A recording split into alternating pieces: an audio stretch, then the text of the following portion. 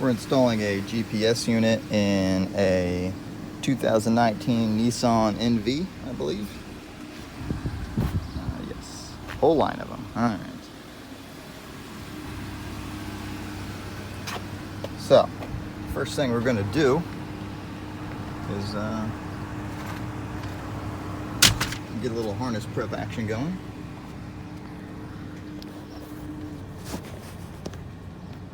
Basically, I'm installing 4 Verizon Connect here. But a lot of these GPS units are about the same hardware, so plug that guy in. Give it a little tape wrap around these purple wires. We're not going to use them since this doesn't have any extra monitoring going on. So they're not dangling loosely around, just like so. Next we're going to prep the actual fuse holders. To do that,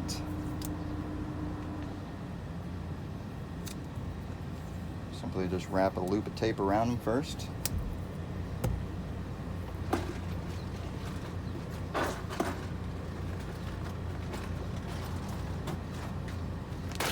And grab a zip tie.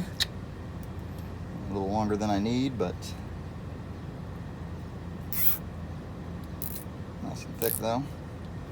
And get a little snip. And that's pretty much to keep people from getting in there without us knowing it. And to ensure that no fuses just fall out or whatever. Next we're going to strip back the wires. Now the ground we just need to strip back a little bit because we're going to be putting a ground eyelet on it. The constant, which is red, and the ignition, which is white, you're going to want to strip it back about 2 inches. We're going to be using a method called the hook and loop or poke and wrap or whatever you want to call it. So you're just twisting these wires together nicely, just like so. Boom. All right.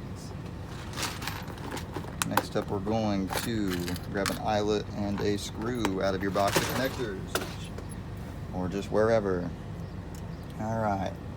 Eyelet on the ground wire. Use some crimps. You can buy crimps for $5 or $10 at Harbor Freight. You see that? Tried to pull, fell right off. So, it's always what you want to do. Just give it a tug after you're done to make sure that it is crimped nice and tight. Because I'd rather it fall on or fail on me than fail on the customer. So, try this again here. I'm gonna go ahead and flip it around and really get in there. All right. Now I can tug it as hard as I want. It doesn't go anywhere. That's what we want. All right. So now we are prepped. Next up, we're gonna take this steering column off. That's pretty easy. You got 2 screws on it, and one there. The screw doesn't want to come out. We just grab a little pick. There you go. You got one on the other side. Just get it out of there. There we go. All right. Now I gotta turn the key off. I'm gonna peel this little piece off next to the key. Let's give it a little tug. And it's gonna come off. Boom. Whole cluster's off now.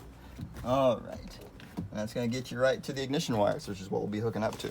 The only other panel we're gonna peel off is this guy right here. Again, I always gonna use a plastic pry tool so you don't damage anything. Just get it in there. Right in the corner. Peel that off. That's where we're going to ground the unit, and that's where we're going to mount the unit, right there. So, first of all, as far as grounding goes, screw in the eyelet, self-tapping, bit. Just literally ground it right there. And there we go. That is nice and grounded. And this is going to be the permanent place. I'm just going to stick this up on the dash for now.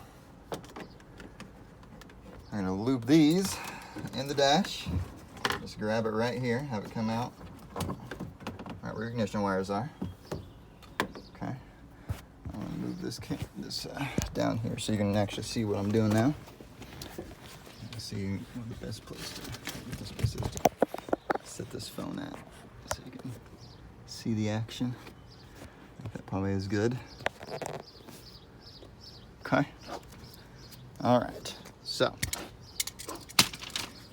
let me get all my stuff ready down here so I'm not disturbing the camera.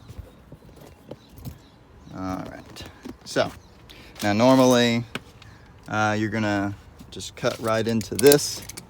Nice sharp blade. Always good to have the vehicle off when you do this, but it doesn't really matter. Worst case scenario, you're gonna blow a fuse. That's what fuses are for. Prevent things from malfunctioning. All right, so you split the wires open, and next you're going to test the wires and make sure you're on the right ones. And you want to be able to get to them pretty well, so you know, as long as you can, hopefully you can see that stuff. Yeah. All right, so use multimeter. It's just a, you know, $20 multimeter, no big deal. You know, get grounded somewhere, literally any metal is fine. And then poke it in. Let's go red one. And turn the ignition on. And looky there, there's our ignition. And we're gonna start it and make sure it doesn't drop below 9 volts to make sure it's a true ignition. So red's our ignition, and I already know this, but blue is our constant, okay? So it's 12 volt with no wires attached. All right, so we got red and blue.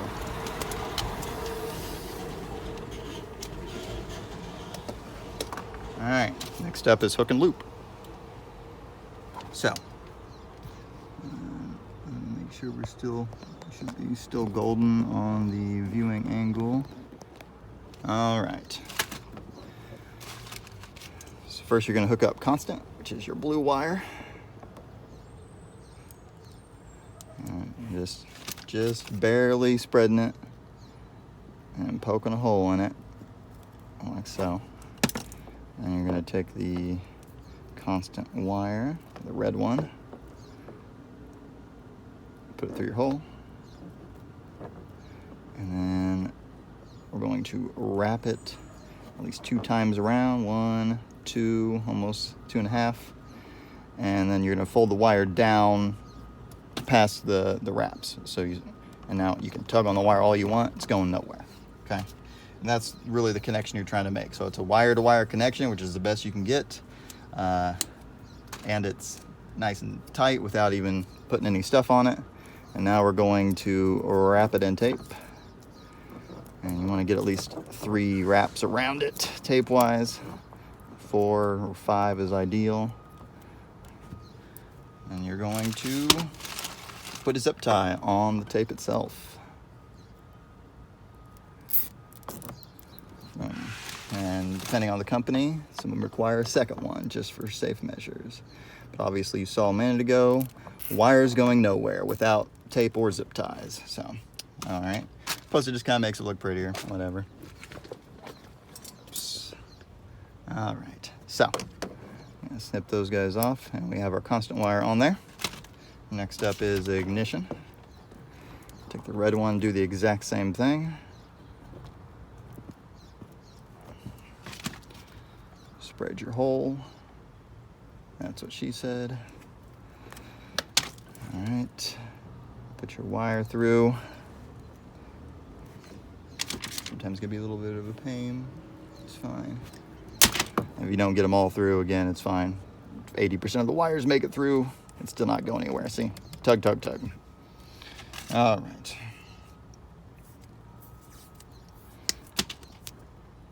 Same story. 1, 2, 3, 4. 4 wraps. Zip tie over the wire and wire part, and a second zip tie just past that. Again, more just to make it look tidy, but all right. And there we go. The last thing I tried to do was possible secure the fuse holder a little bit. In this case, I'm gonna zip tie it right to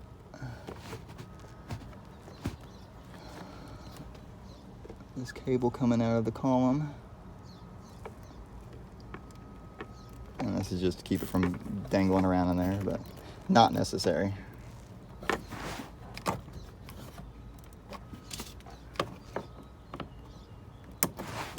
Okay, so there we go. Now on your box itself, you should see, which you probably can't see it in the video, but I promise it's there. We got an orange light that's blinking slowly and a green light that's blinking slightly faster. And then when we turn the ignition on, that orange light should go solid, saying that it's seeing the ignition, and it does. Now if it starts rapidly flashing when you turn the key on, it's just updating the modem. It should stop after a minute or two. Not a big deal, but in this case it does not need an update, and it is flashing solid, so we are good. Next thing you're going to do is mount your unit, or at least pretty much get it ready to mount. In this case, on this vehicle, I'm going to literally mount it right here inside this hole where we're already working. Nice and convenient. Make this nice and tidy.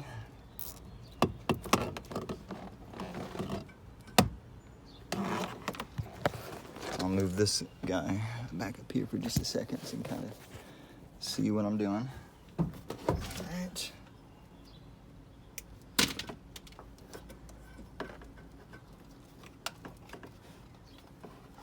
I tend to fold it all over like that, again, to just make it as tidy as possible. And it's nicer if you can see the lights and the connection from the hole, so if you want to mount it like this, it's just better for service reasons, but you can mount it however you want. The key is don't mount it with any metal directly above it. So you can pull this fuse panel out and get from the underneath a little easier. So I'm just going to stick this in there. Kind of mount it right on this crossbar right there. Big old nice 11-inch zip tie, big enough to reach around.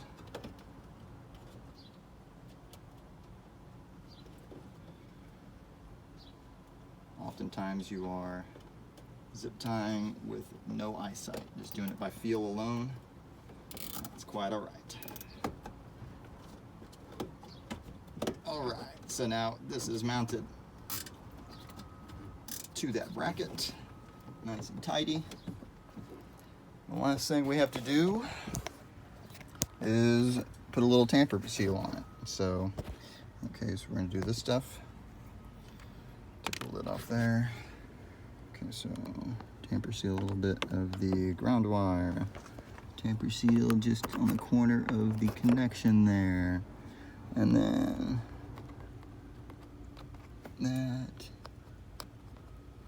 that, and a little on the fuse connectors. And why we do this is because if you come back and can't figure out why it's now working even though you were there for a service, there's a good chance that someone had pulled the ground or unplugged the unit or done something because they wanted to take an extra long lunch. So that stuff's just there to let us know if someone's been into it. Okay, so that's pretty much it. And we gotta put it back together, which it's a little tricky, so I'll show you how to finagle everything back together. But I generally start with the cluster. That big piece is going towards the back. And it literally just kind of presses in. You can line up the top and the bottom. And you just gotta put a little pressure on it to make it snap.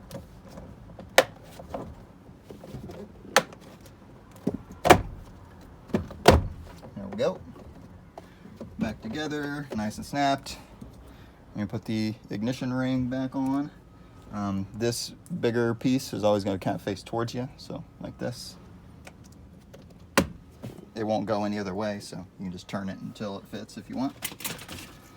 And then finally turn the ignition on. Easier if you start the vehicle up. Check and make sure you don't have any new lights on the dash. You didn't screw anything up. In this case we didn't, hooray. And now you're gonna put these screws back in. And you don't want to over tighten, obviously, just get them in there kind of snug. All right. And then last piece, just popping this piece back on. And we're done.